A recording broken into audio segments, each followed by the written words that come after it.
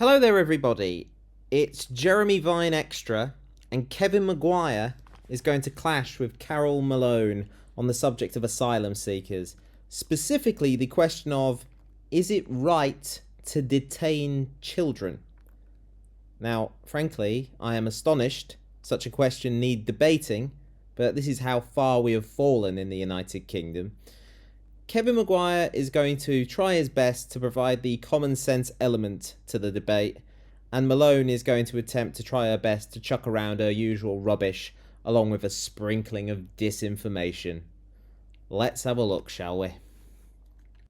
We want a system that is fair, humane, and efficient. A system that works. And so those who are entitled to stay here because their claims are found to be valid, then you want them dealt with quickly, and then you want them to be allowed to start their new lives. Those who fail because they're considered to be economic migrants who aren't allowed here, you want them to be found, and then if they're going to be deported back to their home country, if it's safe, then for that to happen in a reasonable amount of time. But I think this idea of detaining kids for any lengthy period, I think it's pretty nasty, actually.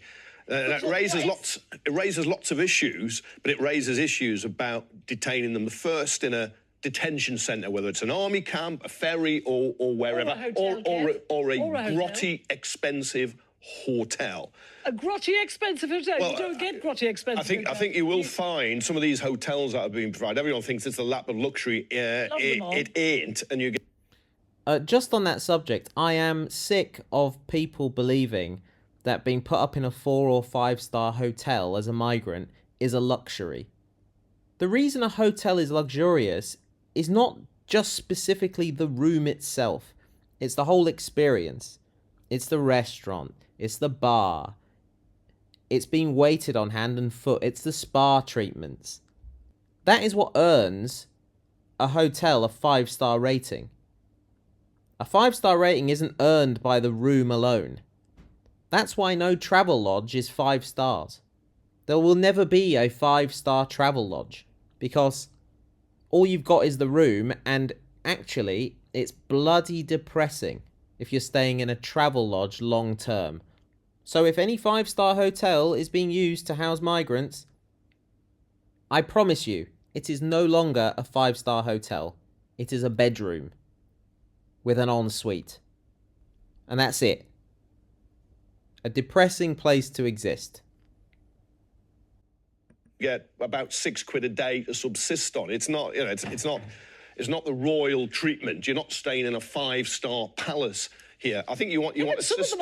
You want a system that works and treats people fairly, particularly innocents. But considering we don't really have a system that's very efficient at the moment, and this is the government's plan to detain, if they're going to detain, do you take the children away and put them into care in a softer environment? No, I think the way I would deal it is if you've got a family unit, I'd put that family unit in a family place. That's what I would do. So you don't take away, you don't lock up the kid, and you don't take the kid away Donald Trump style from the family. But that was happening in 2018, and that's why they want to stop it, because it was encouraging parents to bring their kids over. Now, you know, those boats are not safe places for children to be. Carole, you've just said, and we know you've just said it's the first time I've heard you say it in all the times on here we've had battles, that the majority of people who come across and claim asylum have valid claims and are allowed to stay. Kevin, I did not say they had valid claims. I said their claims were accepted. I didn't necessarily say they're valid claims. Okay, well, let me just... Carole, what? I mean, this really is the kind of nonsense you expect from Carole Malone, isn't it? She says she didn't say the claims were valid. She said they were accepted. What? What is the difference in your head? Explain. But no, she just moves straight on. Let me do that. Moves on to some other drivel that we'll get into now. But anyone, please in the comments, if you can, in Carole's mind, define the difference between claims that are accepted and valid claims.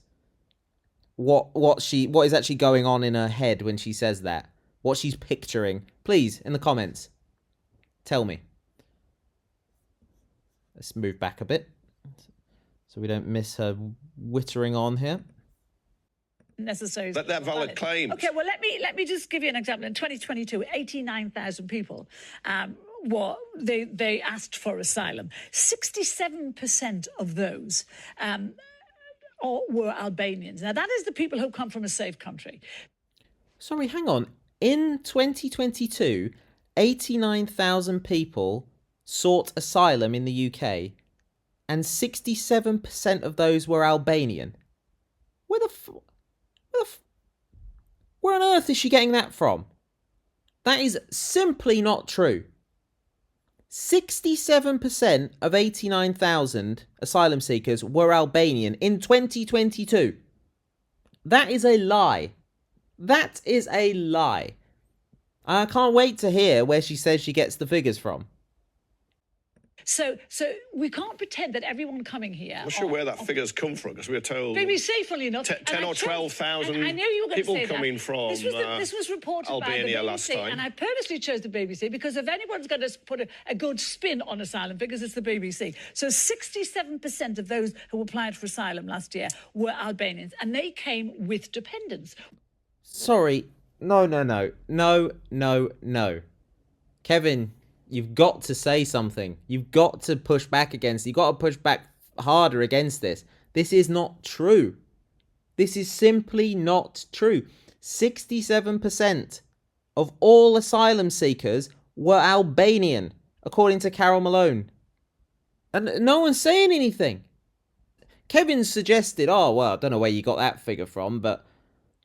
No, it's false. It's completely bogus. Come on, guys. I wouldn't expect the Scottish woman hosting the show to push back against this either, but good grief. Come on. People watching this will believe it. Kevin! Which is they brought their kids. Now, so it is a pull. It means that, I don't want to see kids in this country, 5-year-old kids, being taken from their families, nor do I want to see people coming here illegally and thinking their child is the way to get a British passport. So we just need to dig a little bit deeper into the numbers to provide some context on the rubbish she's speaking. Right, so we'll first look at safe and legal routes. 447,510 people were permitted entry to the UK via the following safe and legal protection routes. So the Ukraine scheme, the amount of visas granted through the Ukraine scheme, 208,304. Hong Kong visas granted, 144,576. Family reunion visas, 43,713. Resettlement, 28,084. And both the Afghan schemes, 22,833. So those are safe and legal routes, and that was a total of 447,510. So yes, this is over a 7-year period, but of course, nigh on all of these people accepted under the Ukraine scheme will have been in 2022. So now we'll move on to asylum applications.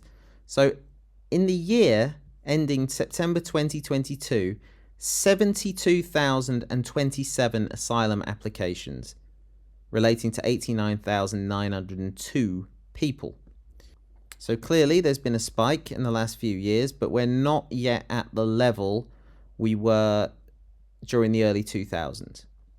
So it is important to note, of all asylum seekers, the majority last year, yes, were Albanians, but the amount was low relative to the amount of Ukrainians, for example, that were accepted, no questions asked, because of the situation in their country. And that's fine. I'm not casting shade on any of that. But this is a very large number compared to this number of Albanians. 13,650 asylum applications from Albanian nationals. Approximately half of which, originated from small boat arrivals. So of this bar here, about half were arrivals on small boats. And then you've got Iran, Afghanistan, Iraq, Syria, Eritrea, Sudan, Bangladesh, India and Pakistan. Now, there's also the grant rates on here. So you've got 51% of applications from Albanian nationals are granted. And what's interesting about this Albanian section of the chart is, if only half of this pink bar are arrivals via small boats, and the grant rate at initial decision is only just over half, it's probably fair to say that a lot of these claims from people arriving on small boats aren't being accepted. That's a fairly... I know there's a bit of wiggle room on that, but it's probably a fair assessment. So in no way that any of these numbers match anything Carole Malone said.